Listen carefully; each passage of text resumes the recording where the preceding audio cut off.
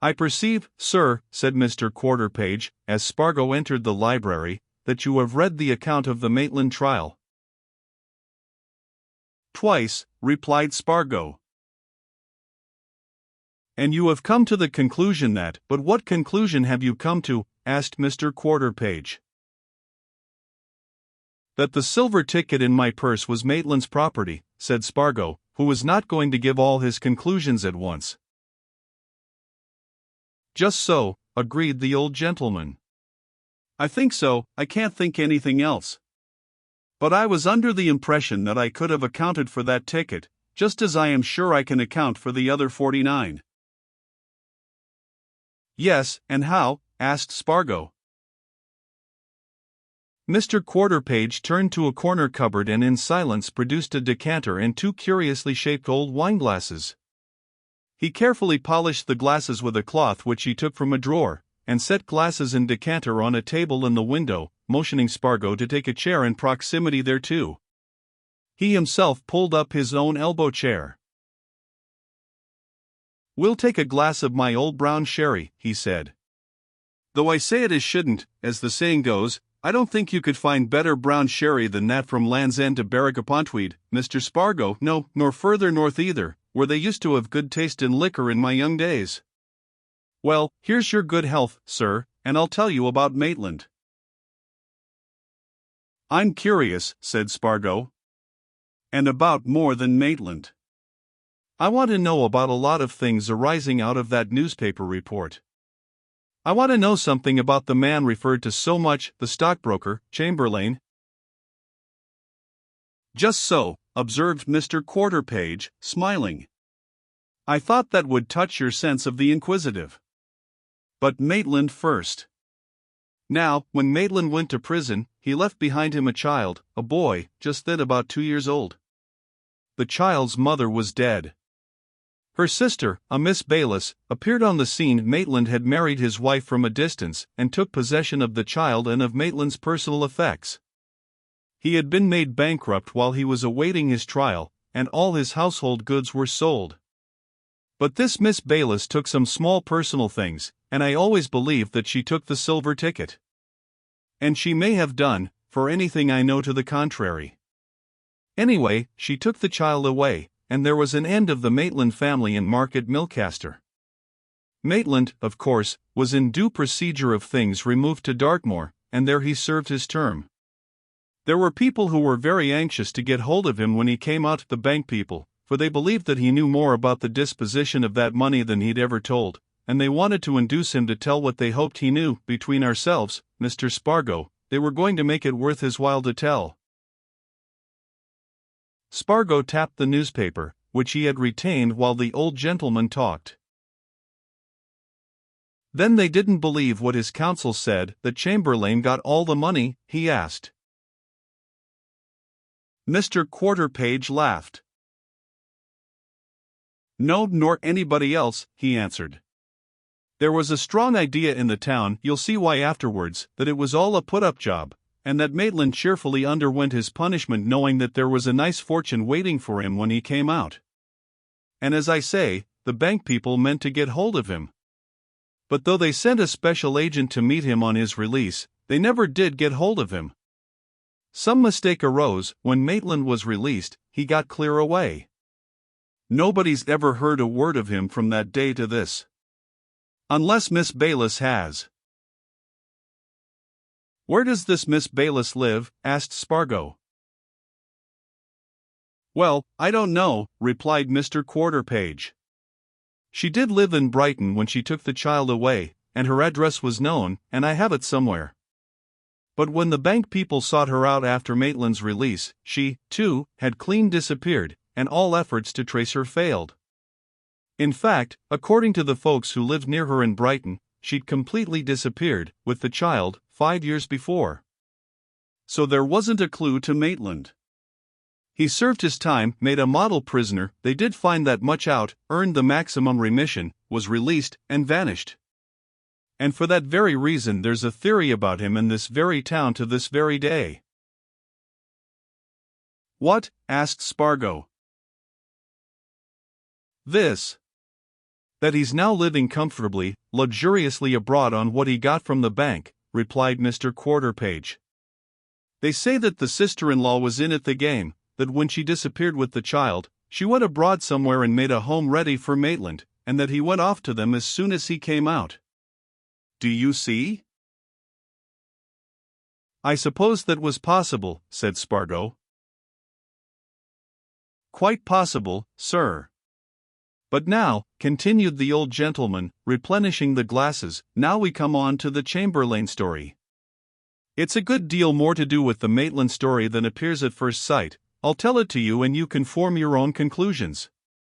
Chamberlain was a man who came to Market Milcaster, I don't know from where, in 1886, 5 years before the Maitland smash-up. He was then about Maitland's age, a man of 37 or 8. He came as clerk to old Mr. Vallis, the rope and twine manufacturer. Vallis's place is still there, at the bottom of the High Street, near the river, though old Vallis is dead. He was a smart, cute, pushing chap, this Chamberlain. He made himself indispensable to old Vallis, and old Vallis paid him a rare good salary. He settled down in the town, and he married a town girl, one of the Corkindales, the Sadlers, when he'd been here 3 years. Unfortunately, she died in childbirth within a year of their marriage.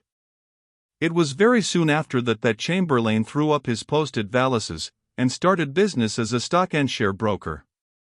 He'd been a saving man, he'd got a nice bit of money with his wife, he always let it be known that he had money of his own, and he started in a good way. He was a man of the most plausible manners, he'd have coaxed butter out of a dog's throat if he'd wanted to. The moneyed men of the town believed in him, I believed in him myself, Mr. Spargo, I'd many a transaction with him, and I never lost aught by him, on the contrary, he did very well for me. He did well for most of his clients, there were, of course, ups and downs, but on the whole he satisfied his clients uncommonly well. But, naturally, nobody ever knew what was going on between him and Maitland. "I gather from this report," said Spargo, "that everything came out suddenly, unexpectedly?" "That was so, sir," replied Mr. Quarterpage. "Sudden? Unexpected?" "Aye, as a crack of thunder on a fine winter's day. Nobody had the ghost of a notion that anything was wrong. John Maitland was much respected in the town, much thought of by everybody, well known to everybody. I can assure you, Mr. Spargo, that it was no pleasant thing to have to sit on that grand jury as I did. I was its foreman, sir, and hear a man sentenced that you'd regarded as a bosom friend. But there it was." "How was the thing discovered?" asked Spargo, anxious to get at facts. "In this way," replied Mr. Quarterpage. "The Market Milcaster Bank is in reality almost entirely the property of 2 old families in the town, the Gutchbys and the Hostables. Owing to the death of his father, a young Hostable, fresh from college, came into the business. He was a shrewd, keen young fellow. He got some suspicion, somehow, about Maitland, and he insisted on the other partners consenting to a special investigation, and on their making it suddenly. And Maitland was caught before he had a chance." "But we're talking about Chamberlain." "Yes, about Chamberlain," agreed Spargo. "Well, now, Maitland was arrested one evening," continued Mr. Quarterpage. "Of course, the news of his arrest ran through the town like wildfire. Everybody was astonished. He was at that time high, and had been for years a churchwarden at the parish church, and I don't think there could have been more surprise if we'd heard that the vicar had been arrested for bigamy. In a little town like this, news is all over the place in a few minutes. Of course, Chamberlain would hear that news like everybody else. But it was remembered, and often remarked upon afterwards, that from the moment of Maitland's arrest nobody in Market Milcaster ever had speech with Chamberlain again. After his wife's death he'd taken to spending an hour or so of an evening across there at the Dragon, where you saw me and my friends last night, but on that night he didn't go to the Dragon. And next morning he caught the 8 o'clock train to London. He happened to remark to the station master as he got into the train that he expected to be back late that night, and that he should have a tiring day of it. But Chamberlain didn't come back that night, Mr. Spargo. He didn't come back to Market Milcaster for 4 days, and when he did come back it was in a coffin." "Dead," exclaimed Spargo. "That was sudden." "Very sudden," agreed Mr. Quarterpage. "Yes, sir, he came back in his coffin, did Chamberlain." On the very evening on which he'd spoken of being back, there came a telegram here to say that he died very suddenly at the Cosmopolitan Hotel. That telegram came to his brother-in-law, Corkindale, the saddler. You'll find him down the street, opposite the town hall. It was sent to Corkindale by a nephew of Chamberlain's, another Chamberlain, Stephen, who lived in London, and was understood to be on the stock exchange there. I saw that telegram, Mr. Spargo, and it was a long one. It said that Chamberlain had had a sudden seizure, and though a doctor had been got to him, he died shortly afterwards. Now, as Chamberlain had his nephew and friends in London, his brother-in-law, Tom Corkindale, didn't feel that there was any necessity for him to go up to town, so he just sent off a wire to Stephen Chamberlain asking if there was aught he could do. And next morning came another wire from Stephen saying that no inquest would be necessary, as the doctor had been present and able to certify the cause of death, and would Corkindale make all arrangements for the funeral 2 days later. You see, Chamberlain had bought a vault in our cemetery when he buried his wife, so naturally they wished to bury him in it, with her. Spargo nodded. He was beginning to imagine all sorts of things and theories. He was taking everything in. "Well," continued Mr. Quarterpage, "on the second day after that, they brought Chamberlain's body down. 3 of them came with it, Stephen Chamberlain, the doctor who'd been called in, and a solicitor. Everything was done according to proper form and usage. As Chamberlain had been well known in the town, a good number of townsfolk met the body at the station and followed it to the cemetery. Of course, many of us who had been clients of Chamberlain's were anxious to know how he had come to such a sudden end. According to Stephen Chamberlain's account, our Chamberlain had wired to him and to his solicitor to meet him at the Cosmopolitan to do some business. They were awaiting him there when he arrived, and they had lunch together. After that, they got to their business in a private room. Towards the end of the afternoon, Chamberlain was taken suddenly ill, and though they got a doctor to him at once, he died before evening. The doctor said he'd a diseased heart. Anyhow, he was able to certify the cause of his death, so there was no inquest and they buried him, as I have told you." The old gentleman paused and, taking a sip at his sherry, smiled at some reminiscence which occurred to him.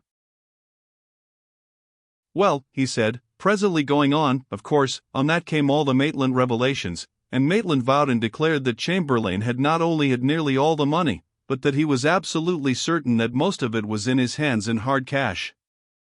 But Chamberlain, Mr. Spargo, had left practically nothing. All that could be traced was about £3,000 or £4,000. He'd left everything to his nephew, Stephen.